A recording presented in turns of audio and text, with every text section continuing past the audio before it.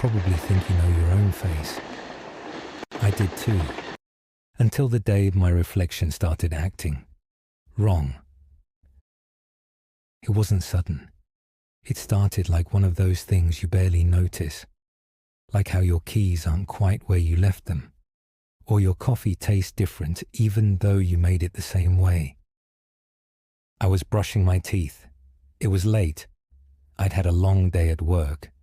My mirror was fogged as always. I wiped it clean, like always. But when I looked up, I saw myself blink. Only I hadn't blinked yet. I stared, waited. Maybe I imagined it. I blinked again, deliberately this time. And it matched me perfectly. Too perfectly. That's the trick with reflections, right? They're supposed to follow your lead, not predict it. Over the next few days, I noticed small differences. My reflection seemed quicker. It smiled a fraction too soon. It tilted its head slightly off-center, like it didn't fully understand the movement it was copying. I tried not to think about it. I even joked about it to myself. Maybe I'm just seeing things. But at night, when I passed the hallway mirror, I could swear I saw it shift when I wasn't looking. I stopped shaving. I stopped turning on the bathroom light. There's something shameful about being afraid of your own reflection. So I lied to myself, to my girlfriend. I told her I just didn't like mirrors anymore. She laughed, said she already knew I was vain. But then she noticed it too. One night, she was getting ready for bed. I was in the living room. I heard her call me, not panicked, just confused. She said, "Hey, didn't you just come in here?" I hadn't. She said she saw me in the mirror, standing behind her, smiling.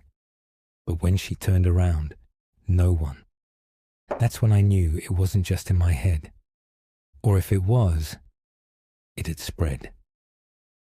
The worst part wasn't the fear. It was the familiarity. That thing in the mirror.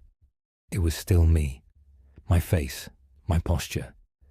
But it held itself differently. With confidence I didn't have. With a gaze that didn't flinch. I started avoiding mirrors altogether. At work, I kept my head down. In the train windows, I stared at the floor. But it didn't help. One day, I caught its reflection in a spoon. It winked. And then things got stranger. I started feeling watched, even in windowless rooms. My dreams were flooded with mirrors, endless hallways of glass. I'd scream but no sound, only silence and my reflection walking toward me until it stepped through. That's when I began to wonder, what if reflections aren't reflections at all? What if they're watchers, shadows of what we could be, or worse, what we're supposed to be? I started testing it. At night, I'd sit in front of the mirror with a flashlight. I'd blink. Sometimes. It wouldn't. I laughed the first time, genuinely. Thought I'd gone insane. But then I reached up to touch the glass, and it smiled without me. I don't remember falling asleep that night, but when I woke up, I was already standing in front of the mirror, staring into my own eyes. I don't know how long I stood there. An hour. A whole night.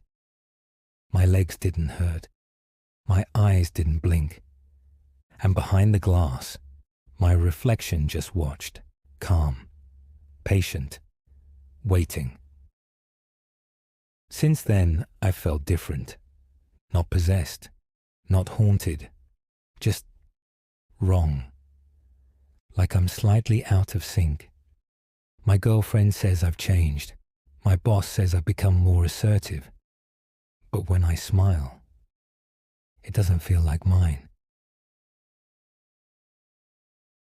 if you're listening to this, I want to give you one last piece of advice. Next time you look into a mirror, don't blink too fast. Don't smile unless you mean it. And if your reflection ever moves before you do, run.